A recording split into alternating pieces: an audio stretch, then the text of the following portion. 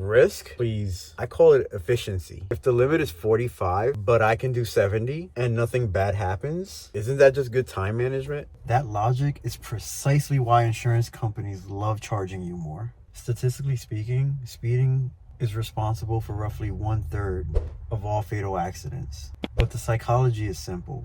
When we feel like we're not being watched, we take more risks. And let's not forget the phantom breakers. People who speed like they're escaping the law, then slam on the brakes like a deer just whispered boo from the bushes the second they think a cop is near. What's the point if I know where I'm going? That's all that matters. Besides, my ex always said I was unpredictable, so why stop now? Using your turn signal reduces your chance of collisions by 50%. Not using it just makes you that driver we all hate. You ever follow someone who never signals and now you're just forced to read their mind? Every turn they make is a surprise. Every exit off the highway, a last-minute decision. It's like watching someone play an open-world video game, but they don't know the mission objective. But let's be real. Some of y'all drive like an old Windows screensaver, bouncing off the lanes with no destination in mind. If there was a cop behind you, you'd be driving straighter than my ex when never mind, not the time. Lane discipline exists for a reason. Consistency in lane position improves reaction time and prevents unnecessary close calls. Look, man, parallel parking is a suggestion, okay? If I can fit there, I belong there. That's the law of nature. Research shows that improper parking increases congestion and accidents in high traffic areas.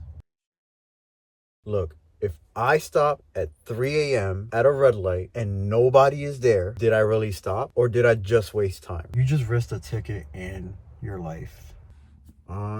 Yeah. Ad revenue's rolling in, baby. We're gonna be rich.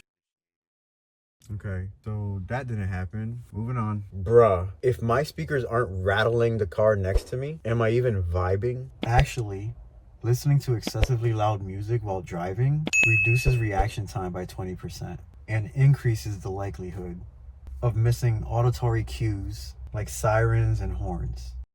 Look, I'm not saying y'all are bad drivers.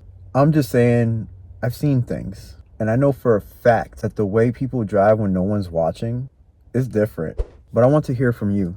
What's your worst driving habit when no one's around? Be honest. No judgment here.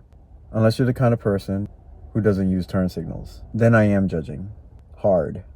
And if you enjoyed this video, make sure to hit that like button, subscribe, and let us know what car-related topics you want next. Or don't. I mean, it's not like Aly needs validation, right? Right? I'm here, I see you, and I'm trying to. See you in the next one. Want to know what happens next? So do I. Hit the bell so we both find out together.